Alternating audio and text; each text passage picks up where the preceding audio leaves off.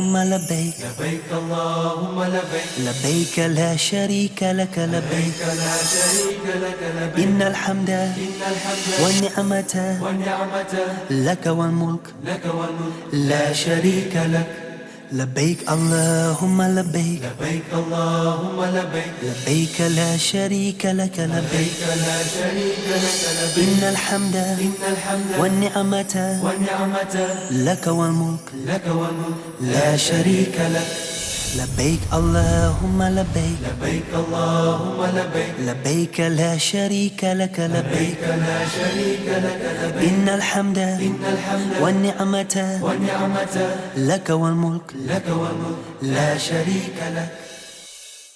بسم الله الرحمن الرحيم. إن الحمد لله نحمده ونستعينه ونستغفره ونؤمن به ونتوكل عليه ونعوذ بالله من شرور أنفسنا ومن سيئات أعمالنا من يهده الله فلا مضل له ومن يضلل فلا هادي له ونشهد أن لا إله إلا الله وحده لا شريك له ونشهد أن محمدا عبده ورسوله أما بعد فإن خير الحديث كتاب الله وخير الهدي هدي محمد صلى الله عليه وسلم وشر الأمور محدثاتها وكل محدثة بدعة وكل بدعة ضلالة وكل ضلالة في النار. قال الله تعالى في القرآن المجيد: أعوذ بالله من الشيطان الرجيم بسم الله الرحمن الرحيم وأتموا الحج والعمرة لله سبحانك لا علم لنا إلا ما علمتنا إنك أنت العليم الحكيم.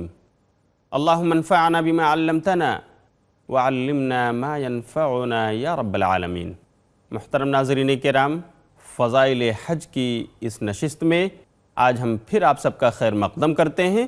السلام علیکم ورحمۃ اللہ وبرکاتہ. شاید آپ کو پچھلا سبق یاد ہو جس میں ہم آپ کو بتا رہے تھے کہ خواتین اور بچے بھی حج کریں گے. شریعت اسلام نے انہیں اس کا پورا حق عطا فرمایا ہے. خواتین کا حج جہاد فی سبیل اللہ کے برابر گردانا ہے اور بچوں کے حج کا ثواب شریعت اسلام نے ان کے ماں باپ کو دینے کا، ان کے سرپرست کو دینے کا وعدہ کیا ہے. اس لیے ماں باپ کو چاہیے کہ وہ اپنے بچوں کو حج کرائیں. البتہ بچہ اگر اپنے بچپنے میں ان کے ساتھ حج کر لیتا ہے اور بالغ ہونے کے بعد اللہ رب العالمین اس کو مال و دولت سے نوازتا ہے، اسے امیر بنا دیتا ہے، صاحب حیثیت بنا دیتا ہے، تو اس بچے پر بالغ ہونے کے بعد ضروری ہے کہ وہ خود بنفس نفیس فریضہ حج ادا کرنے کے لیے جائے. اور بھی متعدد احکام ہم نے آپ کو بتائے تھے. آج کی نشست کا عنوان ہے بہت اہم عنوان، اور وہ ہے حج میں صادر ہونے والی غلطیاں. حجاج کرام حج کے دوران بہت ساری غلطیوں کا ارتکاب یا تو لا علمی کی وجہ سے کر بیٹھتے ہیں اور یا غفلت اور لاپرواہی کی وجہ سے. اس نشست میں میں ان غلطیوں کی نشاندہی کرنا چاہوں گا جو عام طور پر حج کے دوران حجاج کرام سے ہو جایا کرتی ہیں. اور ہم اس کی شروعات کریں گے گھر سے، جہاں سے کوئی انسان سفر حج پر روانہ ہوتا ہے. وہاں بھی بہت ساری غلطیاں انسان انہیں انجام دے دیتا ہے. مثلا سفر حج پر روانہ ہونے سے پہلے کچھ لوگ یہ ضروری سمجھتے ہیں کہ ہمیں اپنے علاقے کے بزرگ، پیر اور ولی سے جا کر اجازت لینا چاہیے. ان کی اجازت کے بغیر ہم حج پر کیسے جا سکتے ہیں؟ یہ سنت رسول کے خلاف ہے. صحابہ کرام سے بالکل یہ ثابت نہیں کہ حج ان پر فرض ہو گیا ہو اور اس کی اجازت لینے کے لیے وہ کسی اپنے بزرگ صحابی، بزرگ دوست یا نبی صلی اللہ علیہ وسلم کے پاس گئے ہوں کہ ہمیں اجازت دے دیجیے. اسی طرح کچھ لوگ یہ بھی کرتے ہیں کہ ان کے حج کا ٹکٹ نکل چکا ہے اور اب وہ سفر پر کچھ ہی دنوں میں روانہ ہونے والے ہیں. وہ اپنے عقیدے کے مطابق یہ سوچتے ہیں کہ اب ہمیں فلاں بزرگ اور فلاں ولی، فلاں پیر کے مزار پر بھی حاضری دینا ضروری ہے. وہاں اگر ہم نہیں گئے تو نعوذ باللہ ہم گستاخی کر سکتے ہیں، ہم گستاخی کے مرتکب ہو سکتے ہیں. اس لیے مزار پر حاضری دینے کے لیے لوگ پہنچتے ہیں. یہ بھی سنت رسول سے ثابت نہیں کہ صحابہ کرام نے نبی صلی اللہ علیہ وسلم کی وفات کے بعد آپ کے مزار پر حاضری دی ہو اور حاضری دینے کے بعد وہ سفر حج کے لیے روانہ ہوئی ہونی. اسی طرح سفر حج سے متعلق ایک غلطی یہ بھی ہوتی ہے، بعض حجاج کرام کرتے ہیں کہ وہ حج کے سفر پر نکلنے سے پہلے سنت سمجھ کر 2 رکعت نماز پڑھتے ہیں۔ سنت ہے اس لیے 2 رکعت پڑھ لیا جائے۔ اس کا بھی ثبوت احادیث رسول سے نہیں ملتا کہ آپ نبی صلی اللہ علیہ وسلم کا عمل سمجھتے ہوئے 2 رکعت سنت کے طور پر ادا کریں۔ البتہ میں آپ کو بتا دوں کہ اگر آپ اپنے سفر کی صعوبتوں کو دیکھتے ہوئے سفر کی آسانی کے لیے دعا کرنا چاہتے ہیں اور آپ چاہتے ہیں کہ صلاۃ الحاجہ پڑھ کر کے دعا کریں، تو آپ کو یقیناً اجازت ہے آپ سفر حج پر نکلنے سے پہلے صلاۃ الحاجہ نام کی نماز پڑھ لیجئے 2 رکعت نفل، اور اللہ سے دعا کر لیجئے کہ اللہ آپ کے سفر کو آسان فرمائے اور اعمال حج کی ادائیگی بھی آسان فرمائے اور آپ کو بحسن و خوبی اپنے وطن واپس لے کر آئے۔ تو صلاۃ الحاجہ کی اجازت تو ہے، کیونکہ صلاۃ الحاجہ کے لیے کسی خاص وقت کی قید و بند نہیں، البتہ سنت رسول سمجھ کر سفر حج پر نکلنے سے پہلے 2 رکعت پڑھنا یہ ثابت نہیں۔ اسی طرح سفر حج سے متعلق ایک غلطی یہ ہوتی ہے کہ کچھ لوگ اپنے گھر سے نکلتے ہوئے بھی تلبیہ کہنا شروع کرتے ہیں اور وہیں سے وہ لبیک اللہم لبیک بلکہ حج اور عمرے کی نیت کرتے ہوئے نظر آتے ہیں۔ ناظرین کرام، اگر آپ حج پر نکلنے والے ہیں، آپ نے اس کی تیاری کی ہوئی ہے، تو آپ کو شریعت اسلام نے یہ اجازت دی ہے کہ آپ اپنا احرام اپنے گھر سے پہن لیں، لیکن تلبیہ پکارنا، احرام کی نیت کرنا، یہ میقات پر پہنچ کر کرنا ہے۔ اس سے پہلے آپ تلبیہ نہیں پکاریں گے اور حج یا عمرے کی نیت بالفاظ نہیں کریں گے، یہ کام آپ کو میقات پر پہنچ کر کرنا ہے۔ اللہ رب العالمین آپ کو ان غلطیوں سے بچائے۔ اس سفر پر روانہ ہونے کے بعد، مکہ مکرمہ پہنچنے کے بعد، کوئی حاجی سب سے پہلا جو کام کرتا ہے وہ خانہ کعبہ کا طواف ہوتا ہے۔ اس لیے میں چاہتا ہوں کہ خانہ کعبہ کے طواف سے متعلق حجاج کرام سے جو غلطیاں ہوتی ہیں اس کی بھی نشاندہی کر دوں۔ عام طور پر ہوتا یہ ہے کہ انسان نے عمرے کی یا حج تمتع اور حج قران کی نیت کی ہے اور وہاں پہنچ کر اب وہ حج تمتع اور حج قران کے نیت کرنے کی وجہ سے سب سے پہلے عمرہ ادا کرنا چاہتے ہیں، تو عمرہ کا طواف شروع کرتے ہوئے بھی وہ تلبیہ پکارا کرتے ہیں۔ حالانکہ نبی صلی اللہ علیہ وسلم کی حدیث سے ثابت ہے کہ آپ عمرہ کی نیت سے جب جاتے تو آپ حجر اسود کو چھونے سے پہلے یعنی طواف شروع کرنے سے پہلے آپ تلبیہ کہنا بند کر دیتے تھے اور پھر طواف شروع کرتے تھے۔ تو اس طرح جو بھی طواف عمرہ کی نیت سے گیا ہو، اسے چاہیے کہ وہ اپنا طواف شروع کرنے سے پہلے حجر اسود کو ٹچ کرنے یا ہاتھ لگانے سے پہلے تلبیہ کے الفاظ کہنا بند کر دے۔ اگر آدمی طواف قدوم کر رہا ہے تو اسے چاہیے کہ پہلے 3 چکروں میں رمل کرے، تیز قدم چلے، چھوٹے چھوٹے قدم رکھے، لیکن صرف 3 چکروں میں۔ باقی 4 آخر کے جو چکر ہیں ان میں عام چال چلنا ہے، عام رفتار سے اپنے طواف کو مکمل کرنا ہے۔ یہ سنت رسول ہے۔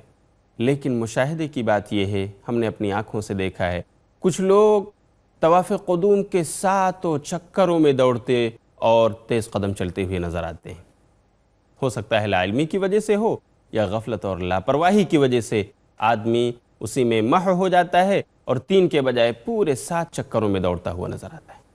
دوسری طرف خواتین سے یہ غلطی ہوتی ہے کہ طواف قدوم کا جو رمل ہے یہ خواتین کے لیے نہیں، لیکن اس کے باوجود خواتین بھی مردوں کے شانہ بشانہ، مردوں کے ساتھ ساتھ وہ رمل کرتی ہوئی نظر آتی ہیں، وہ بھی تیز قدم چلتی ہوئی نظر آتی ہیں۔ حالانکہ یہ غلطی ہے، اس سے بچنا چاہیے۔ نبی صلی اللہ علیہ وسلم کی ایک حدیث جسے امام شافعی نے اپنی کتاب الام کے اندر کتاب الحج باب السعی بین الصفا والمروہ میں صحیح سند کے ساتھ نقل کیا ہے۔ اللہ کے رسول فرماتے ہیں لیس علی النساء سعی بالبیت ولا بین الصفا والمروہ، کہ عورتوں کے لیے نہ تو خانہ کعبہ کے گرد تیز چلنے کا حکم ہے اور نہ ہی ان کے لیے سعی صفا و مروہ کے درمیان تیز چلنے کا حکم ہے۔ یہ حکم صرف مردوں کو ہے۔ وہ طواف قدوم کے 3 چکروں میں تیز چلیں گے، اسی طرح صفا اور مروہ کی سعی کرتے ہوئے مخصوص مقام پر وہاں دوڑیں گے۔ خواتین کو نہ صفا اور مروہ کی سعی کرتے ہوئے دوڑنا ہے اور نہ ہی طواف کعبہ کرتے ہوئے انہیں رمل کرنا ہے۔ اسی طرح طواف کعبہ کرتے ہوئے سنت یہ ہے کہ آدمی طواف قدوم یا طواف عمرہ کر رہا ہو تو اضطباء کر لے۔ اضطباء کا مطلب ہے کہ آدمی اپنے دائیں کندھے کی احرام کی چادر کو دائیں کندھے کے نیچے سے نکال کر بائیں کندھے پر ڈال لے، اس طور پر کہ اس کا دایاں کندھا کھل جائے، نظر آئے۔ اس کا نام ہے اضطباء۔ اضطباء کا یہ حکم صرف طواف قدوم اور طواف عمرہ کرنے والوں کے لیے۔ لیکن ہوتا یہ ہے کہ سنت رسول کو ادا کرتے ہوئے حجاج کرام اپنے کندھوں کو کھولتے تو ہیں، لیکن اگر بیچ میں فرض نماز کا وقت ہو جائے تو اس وقت وہ نماز باجماعت پڑھتے ہوئے بھی اپنے کندھوں کو کھلا رکھتے ہیں، نہیں دھیان دیتے۔ ممکن ہے لاعلمی کی وجہ سے کرتے ہوں، یہ بھی ہو سکتا ہے کہ غفلت اور لاپرواہی بھی اس کا سبب ہو۔ تو یہ جاننا چاہیے کہ کندھوں کو نماز میں کھلا نہیں رکھا جا سکتا۔ یہ ایسی بڑی غلطی ہے کہ اگر آپ نے اپنے کندھوں کو ڈھانکا نہیں، نماز کے اندر انہیں چھپایا نہیں، تو آپ کی نماز نہیں ہوگی۔ اس لیے اگرچہ کہ آپ طواف کر رہے ہیں اور آپ وہ طواف کر رہے ہیں جس میں آپ کو اضطباء کرنا ہے، اپنے دائیں کندھے کو کھول کر چلنا ہے، لیکن اگر بیچ میں آپ کے طواف کے دوران نماز فرض کا وقت ہو جائے تو آپ کو چاہیے اپنے احرام کی چادر سے پھر اپنے کندھے کو ڈھک لیں اور نماز ادا کریں۔ پھر نماز کے بعد جب آپ کو طواف کے باقی چکر ادا کرنے ہوں تو آپ پھر اپنے کندھوں کو کھول لیں اور بائیں کندھے پر ڈال لیں۔ کھلے ہوئے کندھے کے ساتھ نماز نہیں ہوتی، یہ حدیث رسول ہے۔ مسائل اور بھی ہیں جن میں حجاج کرام سے غلطیاں ہوتی ہیں، یہ سلسلہ چلے گا، لیکن وقت ہو گیا ہے چھوٹے سے وقفے کا، اس لیے میں ملوں گا پھر تھوڑی دیر کے بعد۔ تب تک کے لیے اجازت۔ السلام علیکم ورحمۃ اللہ وبرکاتہ۔ لبيك اللهم لبيك اللهم لبيك لبيك اللهم لبيك۔ محترم ناظرین کرام، اس نشست میں آپ کا پھر سے استقبال ہے۔ السلام علیکم ورحمۃ اللہ وبرکاتہ۔ میں آپ کو بتا رہا تھا دوران طواف ہونے والی غلطیاں، کہ حجاج کرام اضطباء تو کرتے ہیں، اپنے کندھے کو کھلا رکھتے ہیں جو سنت رسول ہے، لیکن جب فرض نماز قائم ہو جاتی ہے تو اس دوران بھی وہ اپنے کندھے کھلا رکھتے ہیں، حالانکہ نماز ادا کرنے کے لیے دونوں کندھوں کا ڈھکا رہنا ضروری ہے، اس کے بغیر نماز نہیں ہوگی۔ اسی طرح طواف سے متعلق ایک غلطی یہ ہوتی ہے جو طواف شروع کرتے ہوئے حجاج کرام کرتے ہیں، کہ کچھ لوگ اپنی زبان سے نیت کرتے ہوئے کہتے ہیں نویت طوافی ھذا، کہ اللہ میں اپنے اس طواف کی نیت کر رہا ہوں۔ تو ناظرین کرام، آپ کو اس بات کا علم ہونا چاہیے کہ طواف شروع کرنے سے پہلے نیت کے الفاظ زبان سے ادا کرنا یہ سنت رسول سے ثابت نہیں ہے۔ صرف میقات پر پہنچ کر احرام کی نیت کرتے ہوئے، حج اور عمرہ کی نیت کرتے ہوئے زبان سے ادا کرنا یہ سنت رسول ہے، کہ اگر آپ حج کی نیت کر رہے ہیں تو آپ لبیک حجتن، اور عمرے کی نیت کر رہے ہیں تو لبیک عمرتن کے الفاظ ادا کریں گے میقات سے۔ لیکن طواف کے دوران، طواف شروع کرتے ہوئے نویت طوافی ھذا، کہ میں اپنے اس طواف کی نیت کر رہا ہوں، یہ الفاظ زبان سے نکالنا اور اسے بولنا سنت رسول سے ثابت نہیں، اس لیے اس سے بچنا چاہیے۔ اسی طرح طواف کے دوران حجر اسود اور رکن یمانی سے متعلق کچھ مخصوص غلطیاں ہوتی ہیں۔ ہوتا یہ ہے کہ لوگ حجر اسود کو چھوتے وقت رفع الیدین کرتے ہیں، بالکل ایسے ہی جیسے نماز میں رفع الیدین کیا جاتا ہے، یہ سنت رسول سے ثابت نہیں۔ حجر اسود سے اپنے طواف کو شروع کرتے ہوئے سنت رسول یہ ہے کہ آپ کو موقع ملے تو آپ اسے اپنے منہ سے چومیے، بوسہ دیجئے، لیکن آپ کو رفع الیدین نہیں کرنا ہے، اپنے دونوں ہاتھوں کو ریز نہیں کرنا ہے جس طرح آپ نماز میں ریز کرتے ہیں یا اٹھاتے ہیں، یہ سنت رسول کے خلاف ہے۔ اسی طرح رکن یمانی پر غلطی یہ ہوتی ہے جو حجر اسود سے پہلے آتا ہے، کہ وہاں پر حجر اسود کی طرح لوگ رکن یمانی کو بھی چومتے اور چاٹتے نظر آتے ہیں، حالانکہ نبی صلی اللہ علیہ وسلم رکن یمانی کو صرف اپنے ہاتھوں سے چھوتے تھے، ٹچ کرتے تھے، اسے چومتے نہیں تھے۔